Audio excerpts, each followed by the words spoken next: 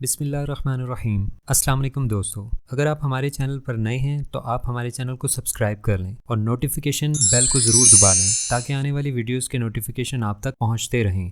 Video شروع کرنے سے پہلے دیکھ لیں کہ یہ وقت نماز کا تو نہیں، کل آپ کا کوئی ٹیسٹ یا امتحان تو نہیں، آپ نے اپنا ہوم ورک مکمل کر لیا ہوا ہے، آپ کے ذمہ گھر والوں نے کوئی کام تو نہیں لگا رکھا، آپ نے کسی کو کوئی وقت تو نہیں دے رکھا۔ اگر ان باتوں میں سے کوئی ایک بھی بات ہو تو اس ویڈیو کو بند کیجیے، پہلے وہ کام ختم کیجیے اور بعد میں اس ویڈیو کو دیکھیے۔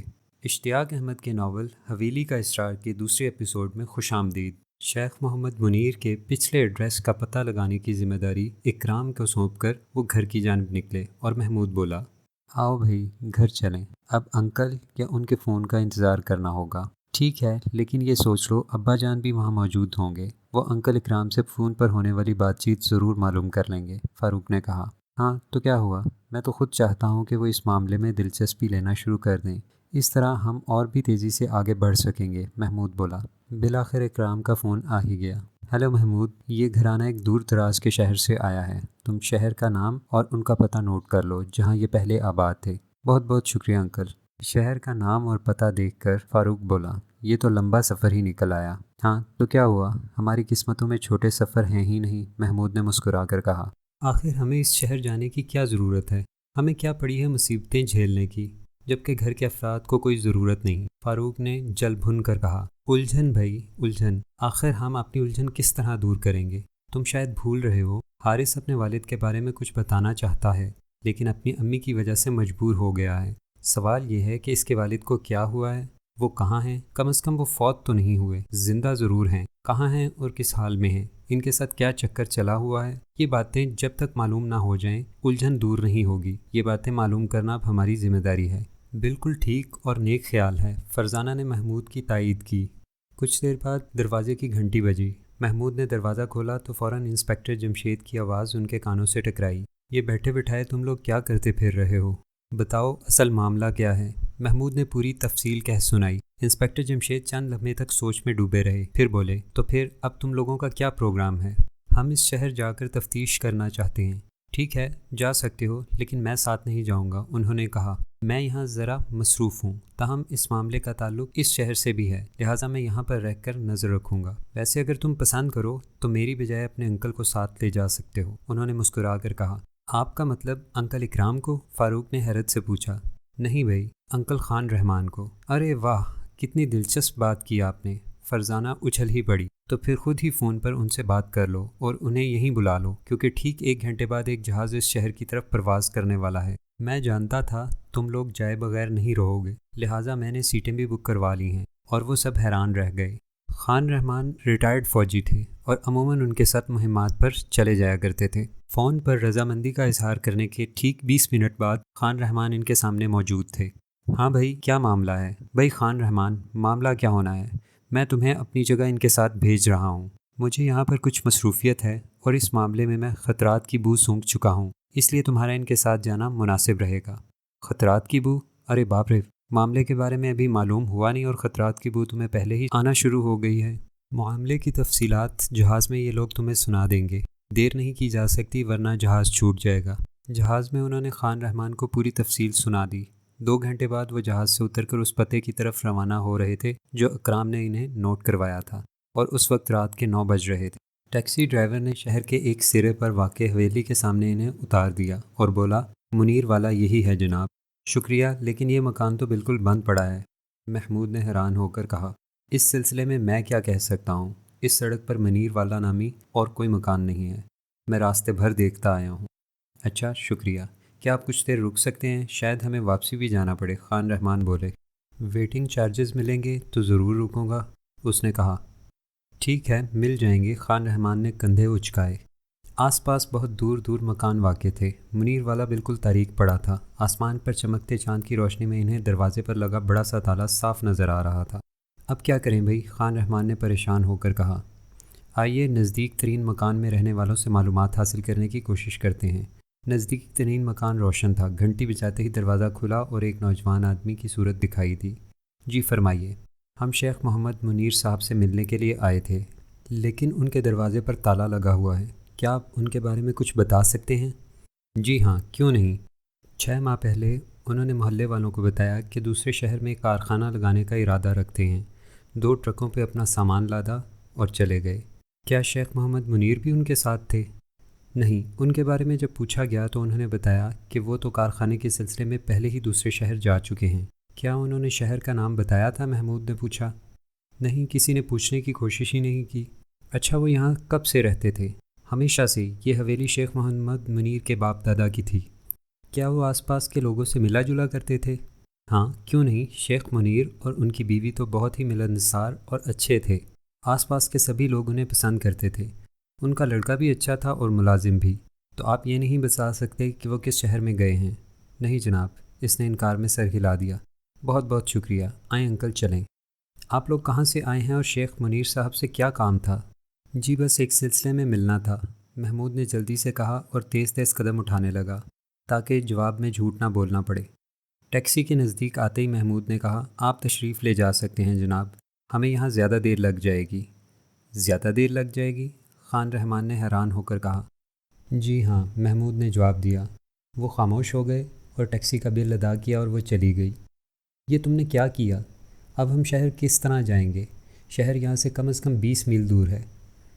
جی ہاں جانتے ہیں، لیکن انکل ہم شہر جا کر کیا کریں گے؟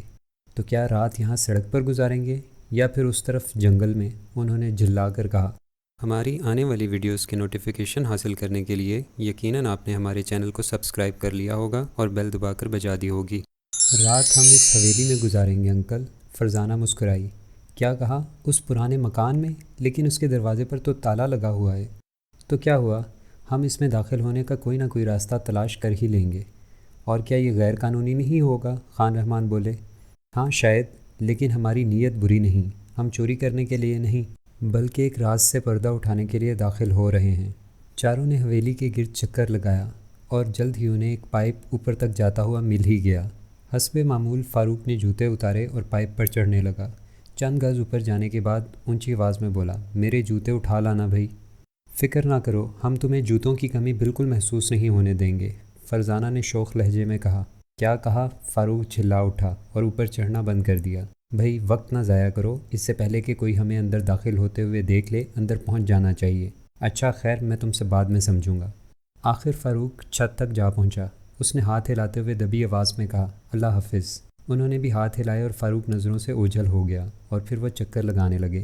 نچلی منزل پر ایک کھڑکی نظر آئی تھی اور وہ اس کے سامنے رک گئے تھے۔ ضروری تو نہیں کہ وہ یہی کھڑکی کھولے گا، فرزانہ بولی۔ کوئی بات نہیں، جو بھی کوئی کھڑکی کھولے گا اس کے ذریعے باہر آ جائے گا اور ہم تک پہنچ جائے گا۔ وہ انتظار کرتے رہے یہاں تک کہ کئی منٹ گزر گئے۔ ان کی بے چینی میں اضافہ ہونے لگا۔ اچانک انہیں ایک چیخ سنائی دی۔ اف خدایا، یہ چیخ تو فاروق کی تھی، محمود نے جلدی سے کہا۔ ہاں شاید وہ اندر پھنس گیا ہے۔ اب ہم نہیں رک سکتے محمود، جلدی کرو، تم بھی پائپ کے ذریعے اوپر پہنچ جاؤ، فرزانہ بےتابانہ لہجے میں بولی۔ ٹھیک ہے، میں جا رہا ہوں، لیکن ہم میں سے کم از کم ایک کو حویلی کے باہر ہی رہنا ہوگا۔ خان رحمان کو باہر چھوڑ کر وہ دونوں پائپ کے ذریعے اندر جانے لگے۔ خدا کرے فاروق خیریت سے ہو، فرزانہ بڑبڑائی۔ چیخ کے بعد پھر اس کی آواز بھی تو سنائی نہیں دی، وہ مدد کے لیے چلایا بھی تو نہیں، محمود نے فکرمندانہ انداز میں کہا۔ ہو سکتا ہے چیخ کے بعد وہ بے ہوش ہو گیا ہو۔ دونوں چھت پر پہنچے تو زینے کا دروازہ کھلا پایا۔ اب ان کے سامنے گپ اندھیرا تھا۔ محمود نے جیب سے پینسل ٹارچ نکالی، لیکن جو ہی اسے روشن کیا کوئی چیز پورے زور سے اس کے سر پر آ کر لگی۔ اس کے منہ سے ایک دل دوز چیخ نکلی اور وہ نیچے گرتا ہی چلا گیا۔ فرزانہ ایک سیکنڈ پہلے خطرے کی بو سونگھ چکی تھی، لہٰذا وہ اس کے ٹارچ روشن کرنے سے پہلے ہی نیچے بیٹھ چکی تھی۔ اس نے قدموں کی آہٹ سنی، کوئی شخص اندر موجود تھا۔ اس نے فاروق پر وار کیا تھا اور اب محمود اس کی زد پر آ گیا تھا۔ جو غلطی فاروق نے کی تھی وہی محمود سے بھی ہو گئی تھی۔ فرزانہ الجھن میں پڑ گئی۔ اچانک ٹچ کی آواز ابھری اور حویلی کے صحن میں روشنی ہو گئی۔ فرزانہ اچھل کر کھڑی ہو گئی۔ دوسرے ہی لمحے اس نے ایک سرد آواز سنی، خبردار اپنی جگہ سے حرکت نہ کرنا ورنہ انجام بھیانک ہوگا۔ اس نے بھونکلا کر آواز کی سمت میں دیکھا۔ اسے اپنے سامنے ایک نقاب پوش کھڑا دکھائی دیا۔ اس کا صرف چہرہ سیاہ رنگ کے نقاب سے چھپا ہوا تھا، جسم پر عام لباس تھا۔ وہ ایک لمبے قد کا دبلا پتلا آدمی تھا۔ اس کے ہاتھ میں ایک پستول تھا اور اس کی نال کا رخ فرزانہ کی طرف تھا۔ اس کے دوسرے ہاتھ میں ایک لکڑی تھی، شاید اس نے اسی لکڑی کے ذریعے محمود اور فاروق کے سروں پر ضرب لگائی تھی۔ تم لوگ کون ہو اور کہاں سے ٹپک پڑے ہو؟ یہی سوال میں تم سے کرنا چاہتی ہوں۔ تم خود کون ہو؟ کیونکہ جہاں تک ہماری معلومات کا تعلق ہے یہ حویلی شیخ محمد منیر کی ہے۔ وہ یہاں سے جاتے وقت فروخت نہیں کر کے گئے تھے۔ اس پستول کو دیکھ رہی ہو لڑکی؟ وہ پھنکارا۔ ہاں بالکل، سب سے پہلے میں نے اسی کو دیکھا تھا، فرزانہ نے بے خوفی سے مسکرا کر کہا۔ ویسے تم نے بتایا نہیں کہ تم کون ہو، فرزانہ نے مسکرا کر کہا۔ اگر یہ بتانا ہوتا تو چہرے پر نقاب کیوں لگاتا، وہ جھلا کر بولا۔ اب تو تم تینوں کو بتانا ہوگا کہ کون ہو اور اس حویلی میں چوروں کی طرح کیوں داخل ہوئے ہو۔ تم ہمیں چوروں کا طعنہ دے رہے ہو، خود اپنے بارے میں تمہارا کیا خیال ہے؟ کسی دوسرے کے گھر میں کھڑے ہو، پستول ہاتھ میں ہے، 2 انسانوں کے سروں پر چوٹ مار کر انہیں بے ہوش کر چکے ہو، اور اس پر کہہ رہے ہو کہ ہم چور ہیں۔ فرزانہ نے اسے کھا جانے والی نظروں سے گھورا۔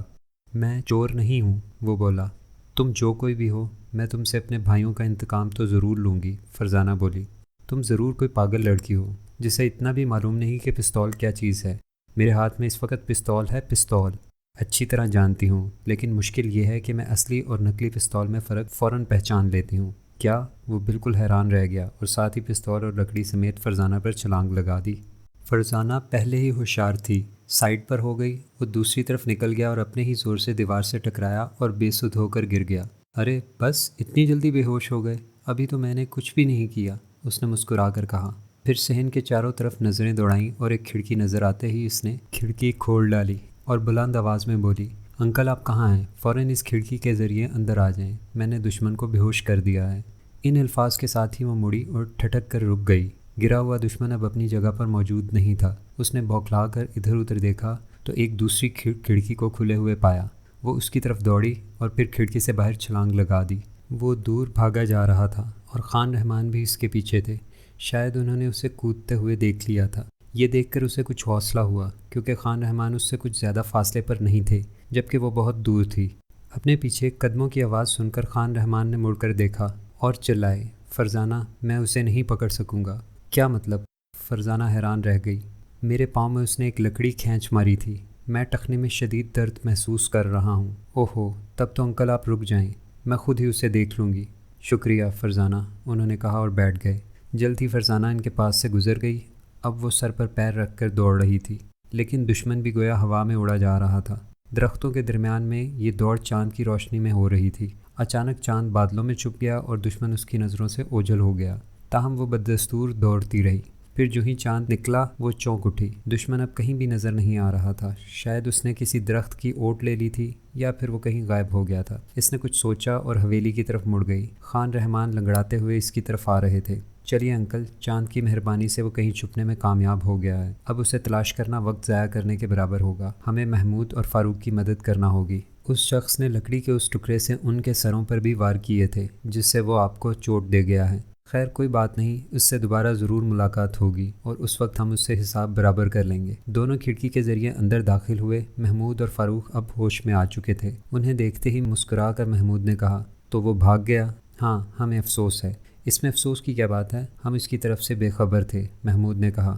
سوال یہ ہے کہ وہ کون تھا اور حویلی میں کیا کر رہا تھا؟ کیا وہ صرف ہمارے استقبال کے لیے تھا؟ فاروق نے حیرت زدہ لہجے میں کہا۔ کچھ نہیں کہا جا سکتا، ہمیں اس پوری حویلی کا اچھی طرح جائزہ لینا ہوگا، محمود نے کہا۔ انہوں نے صحن کا جائزہ لیا، پھر صحن میں کھلنے والے کمروں کے دروازے دیکھے۔ ان میں سے ہر ایک پر تالا لگا ہوا تھا۔ ایک تالے میں چابیوں کا ایک گچھا لٹک رہا تھا۔ فرزانہ بولی، وہ شخص ان کمروں کو کھولنے میں مصروف تھا، ایسا ہی نظر آتا ہے۔ خیر اب یہ کام ہم کریں گے۔ یہ کہہ کر محمود اسی کمرے کی طرف بڑھا اور چابیوں کو آزمانے لگا، لیکن گچھے میں موجود کوئی چابی بھی نہ لگ پائی۔ اپنی چابیاں کیوں نہیں آزماتے؟ فرزانہ نے منہ بنایا۔ اب یہی کروں گا، میں نے سوچا تھا شاید ان کی چابیوں سے ہی کام چل جائے۔ محمود نے اپنی چابیاں آزمائیں اور کچھ ہی دیر بعد کلک کی آواز سنائی دی۔ دروازے کا تالا کھل چکا تھا۔ وہ سب کمرے میں داخل ہوئے اور جو ہی لائٹ جلی وہ دھک سے رہ گئے۔ شیراز جان نے انہیں رات بسر کرنے کے لیے کہاں بھیجا؟ محمود، فاروق اور فرزانہ پولیس اسٹیشن میں کیا کر رہے تھے؟ پولیس عرفان نامی کو پولیس اسٹیشن کیوں لے کر گئی تھی؟ وہ لوگ سیل شدہ حویلی میں دوبارہ کیوں داخل ہوئے تھے؟ اگر آپ یہ سب کچھ جاننا چاہتے ہیں تو جلدی سے ہمارے چینل کو سبسکرائب کر کے گھنٹی کا بٹن دبا دیجیے تاکہ آپ کو اگلی ویڈیو کا نوٹیفیکیشن مل جائے۔ ویڈیو کو لائک ضرور کریں اور ہاں، کمنٹ سیکشن میں سوالات پوچھیے اور اپنا فیڈ بیک ضرور دیجیے۔ شکریہ۔